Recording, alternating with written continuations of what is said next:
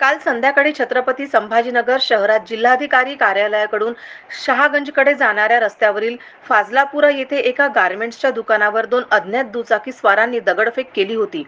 दगडफेक केल्यानंतर या अज्ञात व्यक्तींनी दुकानाच्या मालकाला धमकावले देखील होते।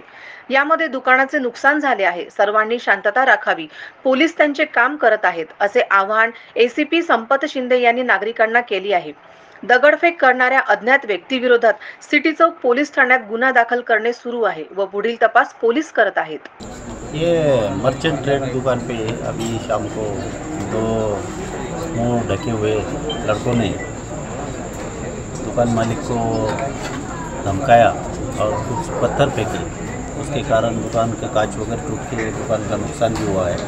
तो ये मालूमात मिलने पर हमारा पुलिस स्टाफ यहाँ है। मालूमात लेने के बाद कुछ पॉलिटिकल राइवल से ये हुआ ऐसा लग रहा है, फिर भी इसमें इंक्वायरी करना जरूरी है। यहाँ का पंचनामा तो हम लोगों ने कर दिया है। अभी इनका एफआईआर हम दाखिल कर रहे हैं और इंक्वायरी करके जो कुछ भी होगा वो उसका इन्वेस्टिगेशन किया जाएगा, तो आरोपी लोगों को पकड़ा जाएगा।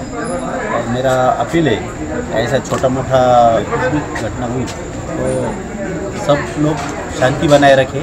पुलिस अपना काम करेगी, किसी को कोई तकलीफ नहीं होगी। तो मैं पुलिस की तरफ से आप सब लोगों को आह्वान करता हूँ। ठळक घडामोडींसाठी देशोन्नती न्यूज चॅनलला सबस्क्राइब करा आणि बेल आयकॉन प्रेस करा। मुंबई, पुणे, नागपूर, मराठवाडा असो का विदर्भ, राजकीय, सामाजिक, शैक्षणिक क्षेत्र असो का क्रीडा, सर्वच घडामोडीचे विश्लेषण पाहायला विसरू नका। फक्त देशोन्नती न्यूजवर।